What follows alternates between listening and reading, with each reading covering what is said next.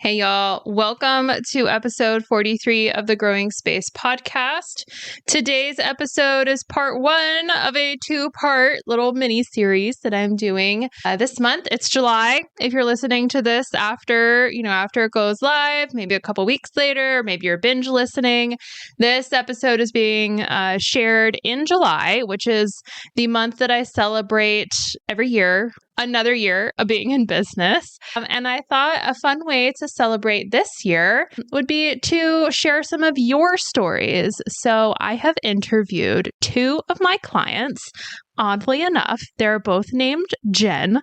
They're both lovely individuals, and I can't wait to share these conversations with you over the next 2 weeks. Within each conversation, I have a set of questions that I ask each Jen. And they share some really authentic, genuine answers about what led them to wanting to grow food, what their growing spaces look like, what challenges and surprises they've experienced along the way. So I'm really excited to share these two conversations with you. This week will be the first Jen, Jen A. Literally, her last name starts with an A, so Jen A.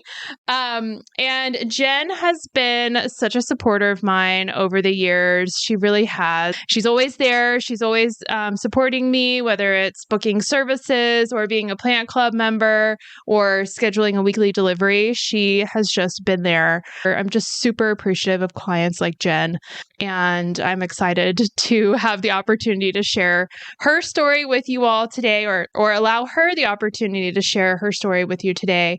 So let's just go ahead and get started with a conversation with Jen. Welcome to the Growing Space podcast. I'm your host, Farmer Erin, owner of the Patio Farmer, and I believe that no matter what size space you have, you can grow food at home. Tune in every Tuesday as I share my best tips, tricks, and encouragement for tending to homegrown edible plants. I'm here to support your food growing journey.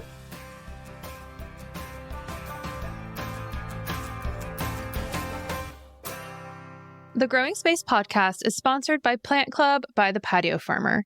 Plant Club by the Patio Farmer is a monthly subscription service I started in 2020. It's a membership-based opportunity to take your growing journey to the next level. With 4 different membership options, you get to decide the amount and kind of support that's right for you. All Plant Club members receive access to my online community through a platform called Circle. Having access to this platform allows members to share pictures, ask questions, celebrate harvests, and get to know each other.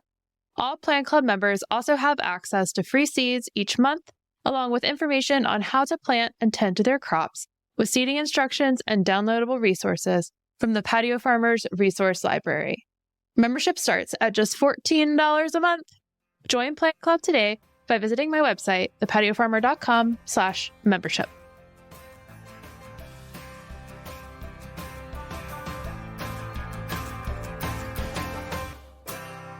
Well, hey, Jen, thank you so much for coming on the show today. I'm really super excited for our conversation. You are one of my longest customers, Plant Club members, and I love just watching all of the things that you're growing and doing at home and in your growing space. So thank you for joining the show today. I appreciate you. So if you could just start off by introducing yourself and letting us know some of the things that you do, that you're up to. Oh, all right. It's a lot. I'm Jen Aycock. I was an elementary school teacher for 18 years and then decided to take some time to be with my family, a little mental health break. And so now am working on homesteading more, dabbling in some herbal medicine with Chestnut School of Herbal Medicine. And I have just recently started an online bookstore, which hopefully will become a brick and mortar eventually down the road. So it's called Sip on Stories. And I know we have some mutual friends, Fred and June's bookstore, that they've been wonderful mentors with that as well. But a lot of my relaxation time at home is spent in the garden. Wonderful. It's a great place to relax for sure. Yeah. So how long have you been growing food at home? Let's see. Well, I've been exposed to growing food for as long as I can remember. When I would spend a week in the summer with my grandparents, they were growing, I remember peppers most of all, especially the spicier, the better. Fig trees, all sorts of stuff. But in Matthews, I've been growing since 2018, consistently since 2018, starting with some fruits, blueberries. I tried plum, but it was funny listening to your other podcasts, and they were talking about some of the diseases that can hang out with plum trees. That hit us pretty hard and felt a little defeated, but then we just kept plugging along and adding more to our growing space. Why did you decide to start growing some things at home? What was your motivation? Well, I was going through a wellness journey, still am, because the journey never ends. But learning what has happened to our food sources, learning everything that happens to food as it travels from wherever it's traveling from to the grocery stores.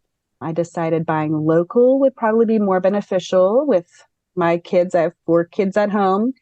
And I thought, well, if I'm buying local, maybe I could explore growing just in our backyard.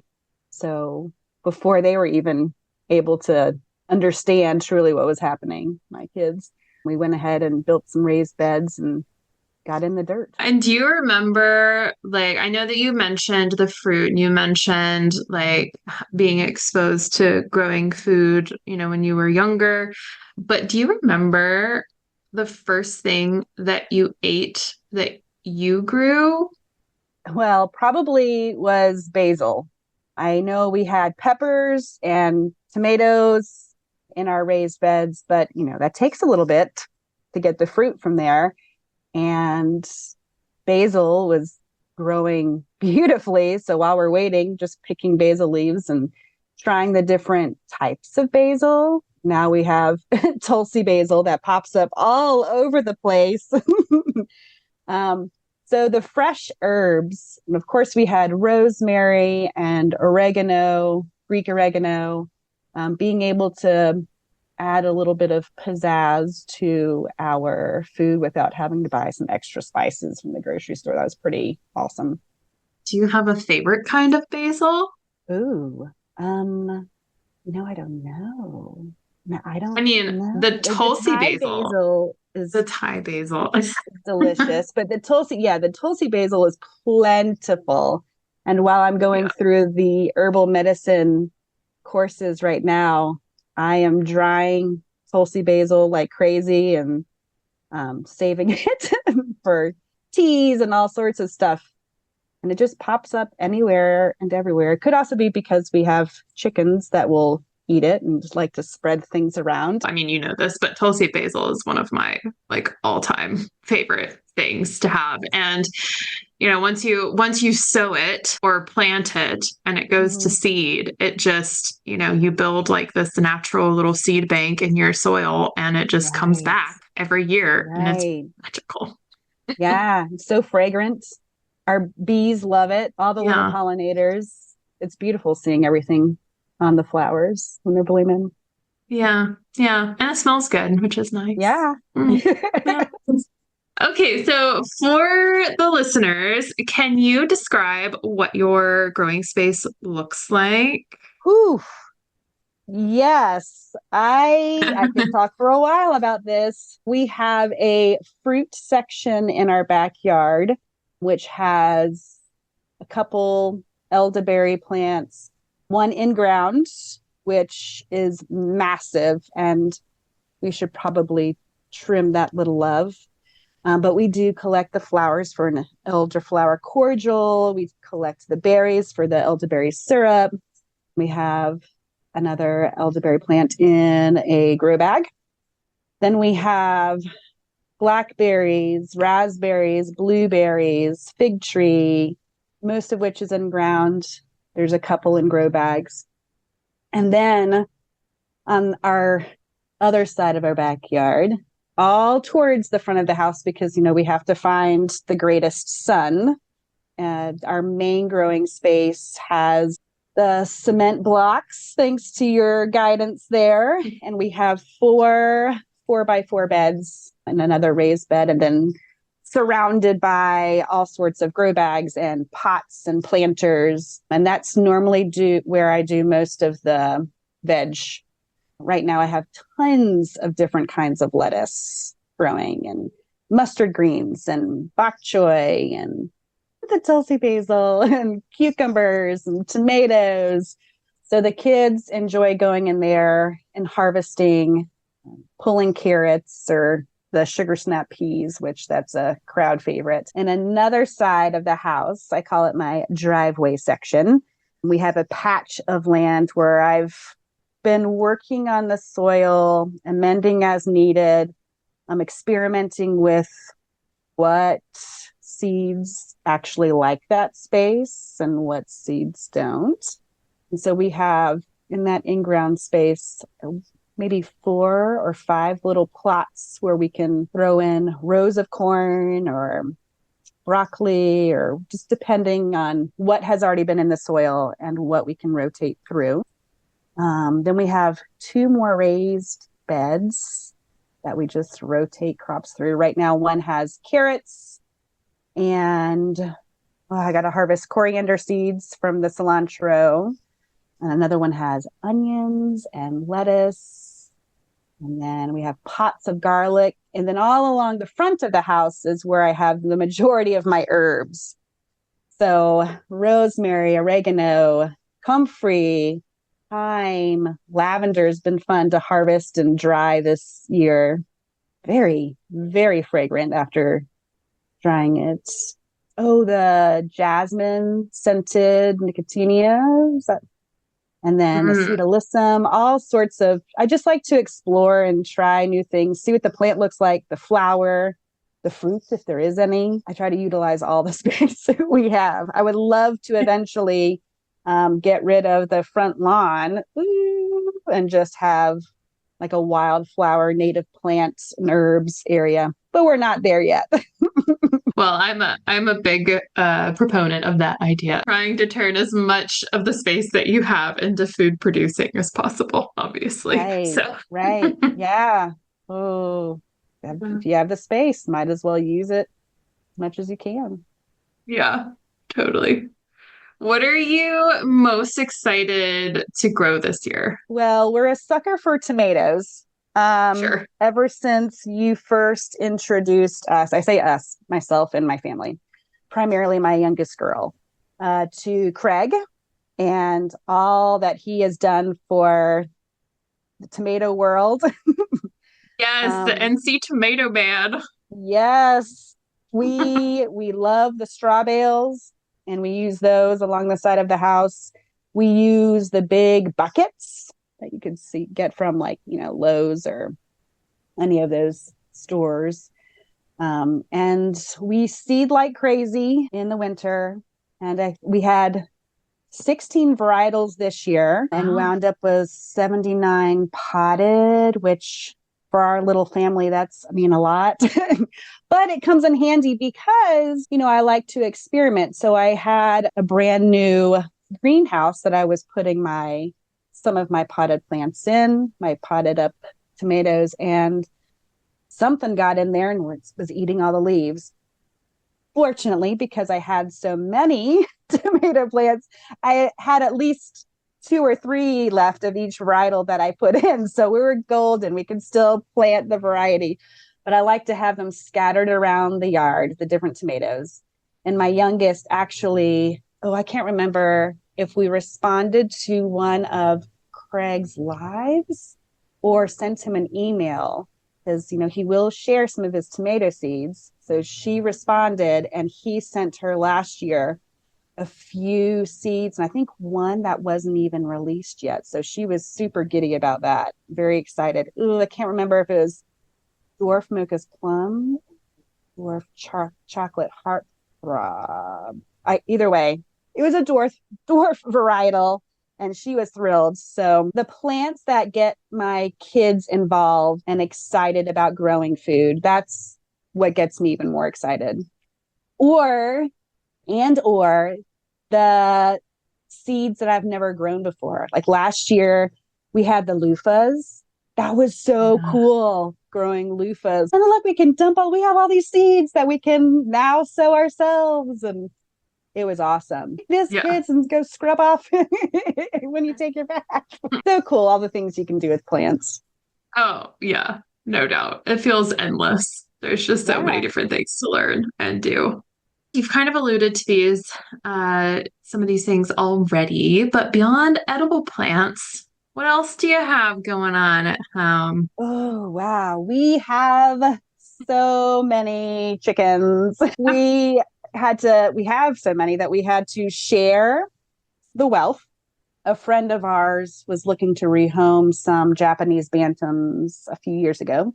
And we said, sure, we'll take some. And they wound up bringing close to 30, so we've had the circle of life happen, but also we've still had a gracious plenty. So we shared with friends, we shared with family. We even gave some to Renfrows because they were looking for some broody hens. So we just shared the wealth. And while we were doing that, we were picking up more chicks this spring, which was very addicting, and we're excited. But we have a space that's just for our roosters. So the rooster bachelor pad, they seem very happy and guys just hanging out.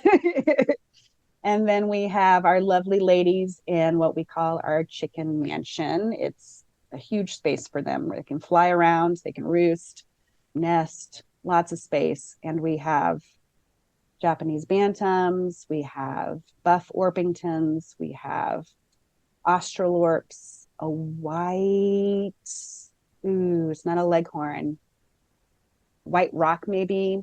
We have the olive egger, lavender Orpingtons, silky frizzle. Then we got a set from Renfrow that was brown star, except one of them looks like a hawk, which I know that's not the case. So she's something unique, and we just call her Becky, and she's very special. And we'll find out hopefully what she is soon as she's getting bigger. But we collect right now about 3 large eggs a day from our ladies that are older.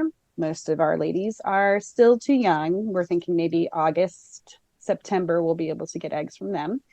And then our little eggs, our little Japanese bantam, which is like half the size, we get maybe 3 to 6, depending on what's happening. 3 to 6 eggs a day. But our kids, we could go through about a dozen eggs a day, depending on how hungry they are, growing kids. So it's very convenient that we have all the eggs right there in the backyard. But then we also have, my husband, Bob, is a certified beekeeper. And we have one super strong, healthy hive right now. He started with 2, lost one the first year. This is our second. We're going into our 3rd year now. And then his hive was so strong, he was able to split it. But then through this winter, that one that he split also didn't make it.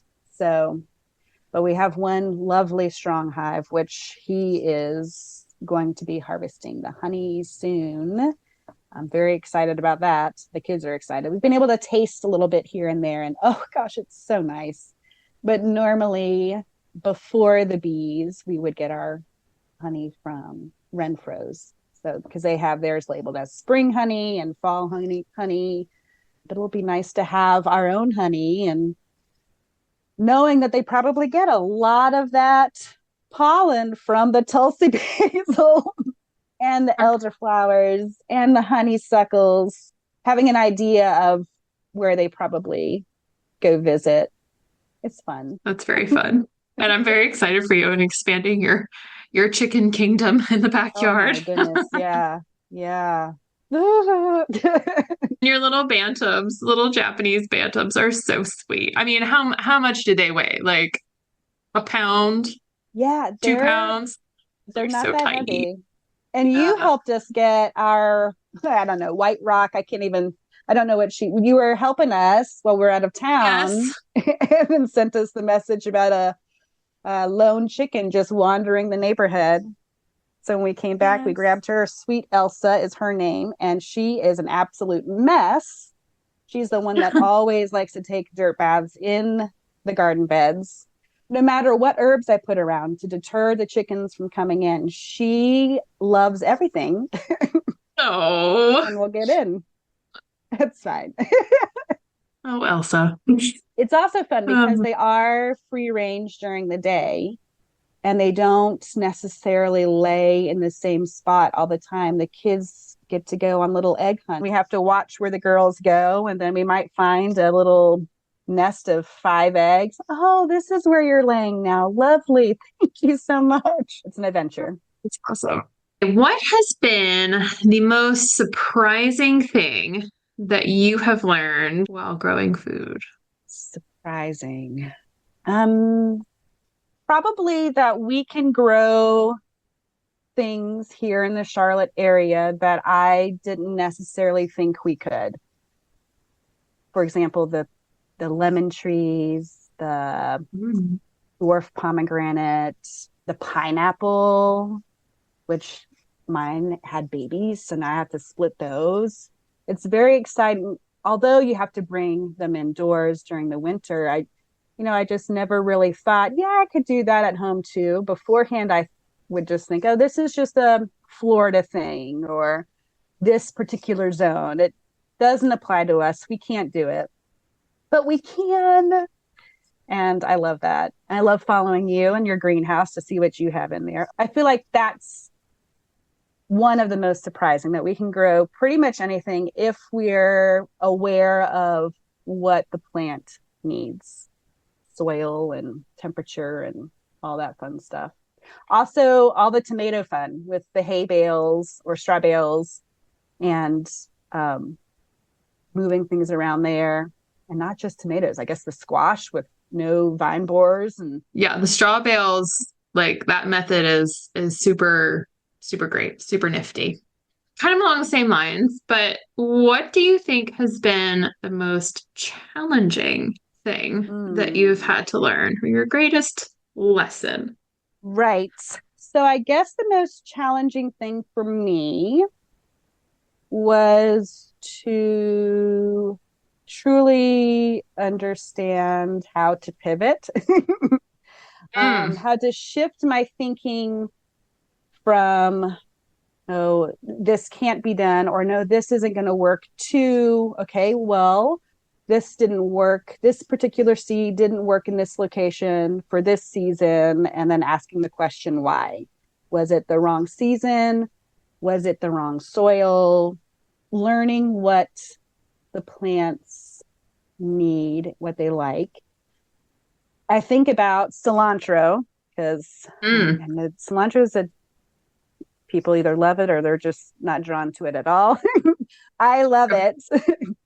But before really growing fruit at home, I would always kill the cilantro. I'm like, what is going on? I just can't grow it. I love it. I want to put it in my salsas. I can't. What's going on?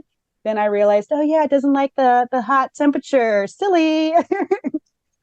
So I have some now that has gone to seed. So I have the coriander, but I have others that are kind of tucked in between lettuce. So it's still growing strong because it is covered and cool in that little area. Nice. Yeah. So that's my challenge that I had to overcome was not just giving up on a particular seed, pivoting and planning accordingly for the next season. Yeah, love that. Speaking of pivot, when I started Plant Club in 2020, that's the pivot, right? Yeah. So you joined, and so you are one of my longest standing Plant Club members, which is just Woo-hoo! so amazing, and I love that. Why did you decide to join Plant Club in 2020? And, now 4 years in, how is it still Like, how is it still supporting you? Well, there's a couple of reasons for that. So I had at the time a website, Wellness Carolinas. I was going through that health journey and I wanted to share a lot of small businesses that were making a huge impact on people's well-being in the Charlotte area. And I stumbled across the Patio Farmer. And then I thought, oh my gosh, this is so cool. I need to do this. I need to join. Also, we had the 2020 don't go anywhere, wear the masks, you're all alone. So there's that mindset, as well as, trying to keep a positive frame of mind and healthy, happy well-being. So joining Plant Club allowed me to still enjoy being outside and working in the garden with guidance, because I don't know about anybody else, but for me during that time, things were a little bit overwhelming. A lot of no's and you can't do this, you can't do that. But when you're at home and working with the plants, the possibilities are endless. And then you have a community of people, growers who are right along there with you and sharing successes and maybe some things, guidance of areas they might need help in. So I guess just the connection was huge, connecting with other people and then also connecting back with the earth, outside nature, everything around us that we should appreciate. Thank you for that. It was therapy. Well, thank you for being in Plant Club. I love Plant Club. It's like one of my favorite things that I get to do as a business owner. And it's just such a joy. Like every week I look forward to it. And every month there's something new. And I don't know. I thoroughly enjoy Plant Club. So I'm super Yeah, appreciative. well, I love the aspect that each month there's one main focus. So, as a grower who wants to explore everything and do everything, you at least have one thing that you can definitely focus on. And, life gets crazy, it's busy. But if you just, work with this one seed or one seedling, whatever comes, whatever's on the doorstep, ready for the month, it's nice being able to be consistent, working with the earth, working with plants, and not feel overwhelmed about it. And then have the circle to fall back on, even if you're not actively sharing pictures or asking questions, you can also see what other people are doing, what they're growing, how their spaces look, tweaks that they've made to help them be successful. I love it. It's a great community. Oh, thanks, Jen. With Plant Club, like what's been one of your favorite things that we've grown? Does Oh, one or man. two like kind Oh, of pop out? yeah, right. One or two. I keep saying this. I loved the introduction to growing tomatoes from seed. Mm. That definitely boomed in our house. I loved, and see, I was also a part of the Grow Wild. So it's hard for me Oh, to remember yes. which things were exclusively Plant Club and Right. which things were Grow Wild seeds. Right. And so, for those of you listening, and Grow Wild was something that I archived maybe, I think I did last year. So, the end of last year, I archived that, but it was basically a monthly seed. Like, there were just new seeds to try and kind of some interesting seeds or like seeds that you wouldn't necessarily think to grow right off the bat. Yeah. So it's just kind of a way to push the envelope. So yeah, I mean, if there were seeds from that come to mind, or yeah, you tell me. Well, the tomatoes, the loofahs, the sour Sure. gherkins. Oh yes, the little Mexican sour gherkins. Yeah. Those adorable little, like watermelon looking little cucumber. They're beautiful. I have my asparagus patch that's still thriving, which I know that will last years. I love all the herbs that we've explored, the ginger and turmeric. Oh, that's fun. The peanuts. That was so Oh cool my gosh. for Yeah. me and the kids. And my youngest son, we were just talking the other day over dinner, and he said, well, when I have my house, I'm just going to make a whole space just for peanuts. I was like, because he was asking to grow peanuts again. And I said, well, we need a little bit more land or a larger space so we can have a nice, gracious plenty for all 6 of us. And that's what he wants to grow is a bunch of peanuts so he can eat all the peanuts. There's so Oh many my unique gosh. things that you've shared. I mean, some classic staples with guidance of how to keep those going with all the pests that might be around the aphids and those hornworms. Ugh. But Yeah. also some nice little surprises thrown in too. Peanuts are just, if you haven't grown a peanut before and you live somewhere where you could potentially grow them, they do like warmer summers or hotter, shall we say, hotter Right, summers. right. They are just so fascinating. And I think once you learn, so the spoiler on peanuts is that the peanut grows underground and it grows from a flower that comes up from the plant, but then the flower burrows underground to grow the peanut. I think that's like So cool. the coolest thing about the peanuts is Yeah. like it's just kind of mind-boggling that they do that. Ah, yeah, so cool. So fun. Ugh. Oh And all the gosh. strawberries that are going crazy. I had to replant I had to break them apart because of all the Mm. little runners. So now I'm experimenting with one of my strawberries. I put it in one of the cement blocks. And my thought was with each runner, I'll just have it going, skipping down the open spaces down the cement blocks. We'll see how that goes. Oh my gosh, I love that. We'll That's see what brilliant. happens. I love the experimenting. Keep me posted on the strawberry Yeah. border. Yeah, I can do that. Ugh, cool. All right, Jen. Well, we are getting close to the end of our conversation. I have 2 more questions to ask you, and these are questions that I am asking all of my podcast guests. So, the first one, and this is a compound question, but the first one is what is your favorite vegetable? Although it doesn't have to just be a vegetable, it could be a fruit or Sure. a grain or whatever, peanut. But what is your favorite plant to grow that you can eat? And why? Ooh. Oh, yes. This is a very tough question. I don't know how anybody answers that question. So, I guess a lot of my growing inspiration comes from an emotional pull.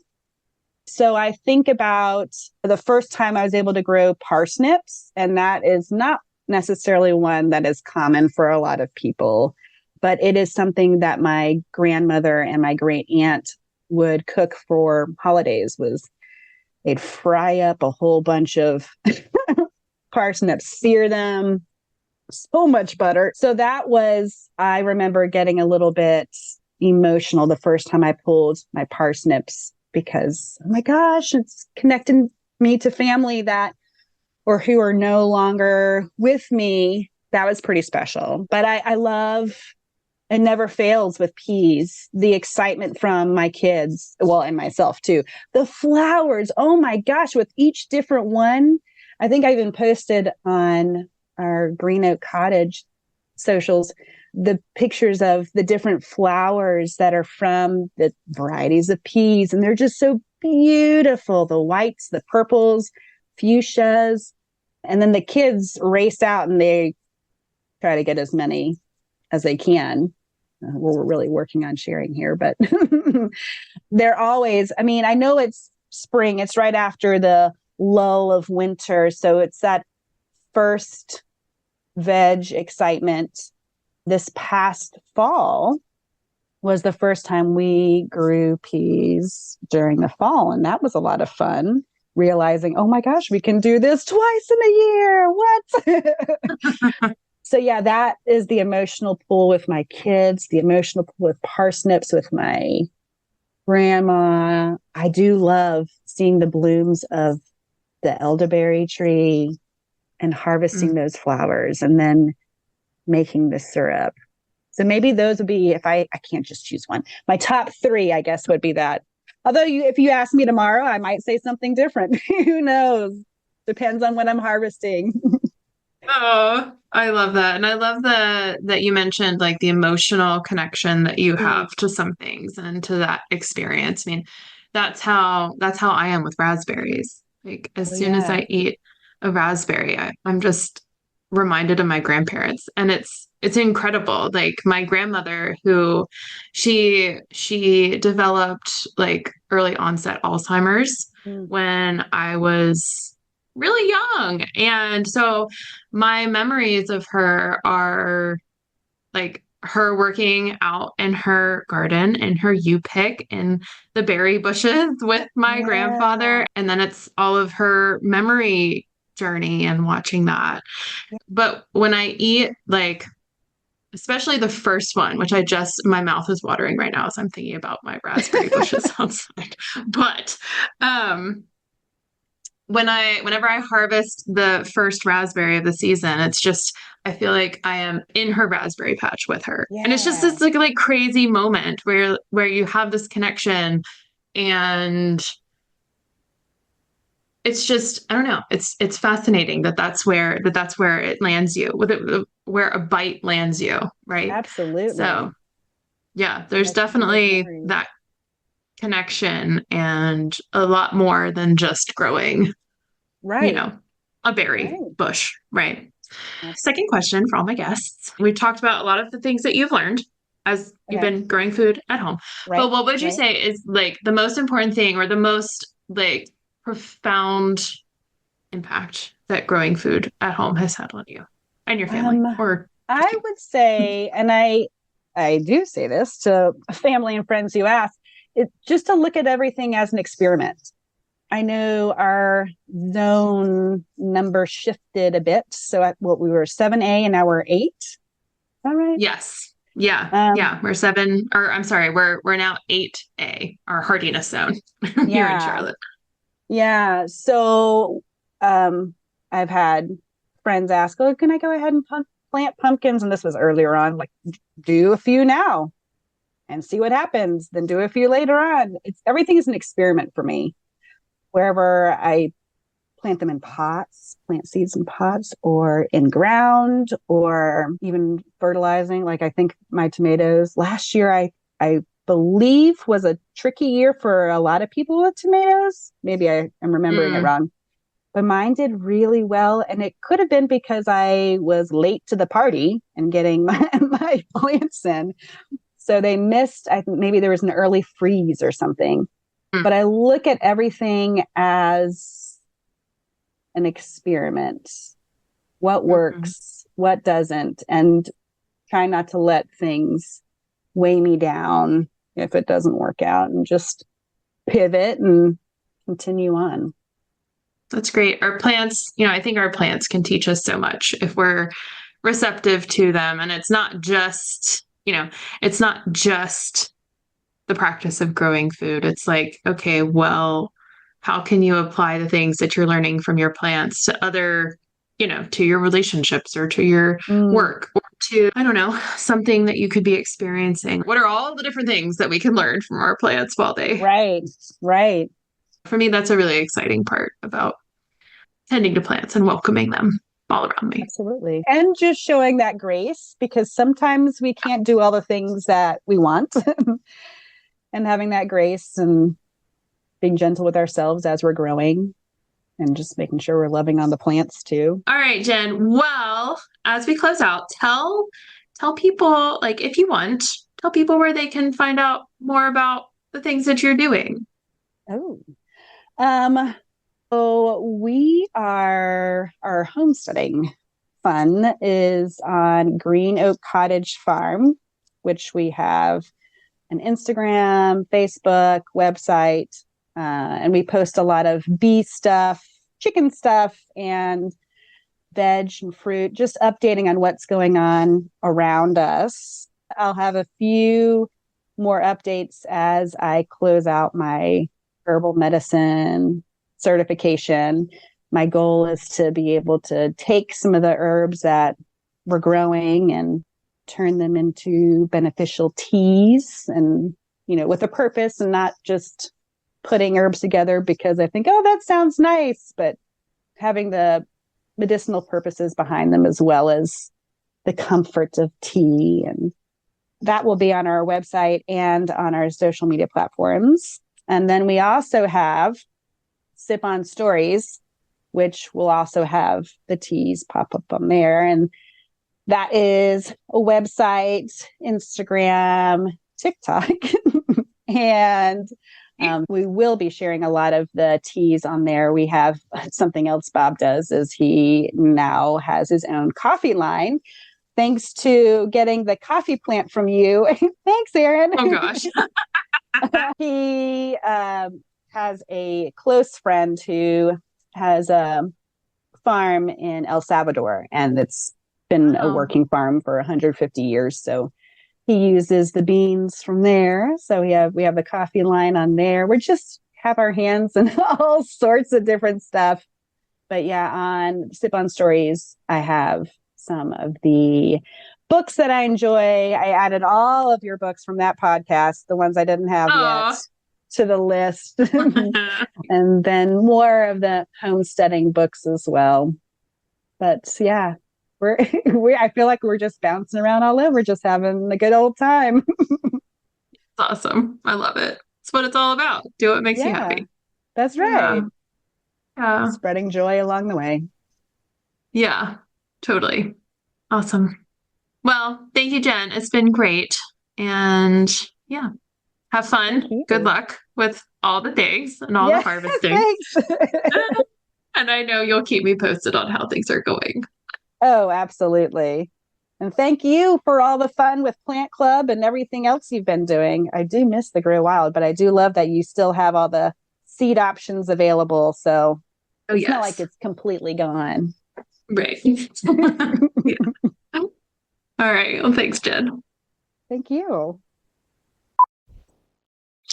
All right. How was that, y'all? Aren't you just tickled to hear about Jen's space and can't you just hear her passion for her plants? I really love this client so much. She's so, first of all, she was willing to record this podcast episode with me. So I reached out to her for this episode. The Jen that we'll hear from next week, she actually reached out to me to be on the show, which I thought was really special. But Jen is just a fantastic human. We have, outside of growing plants, we have so much in common as well. I mean, her husband or her and her husband and their kids, they're always up to fun new projects, either around the house or around town. And so are Marshall and I. We're always getting into something new and keeping ourselves busy, which, you know, for us is really just the spice of life, if you will.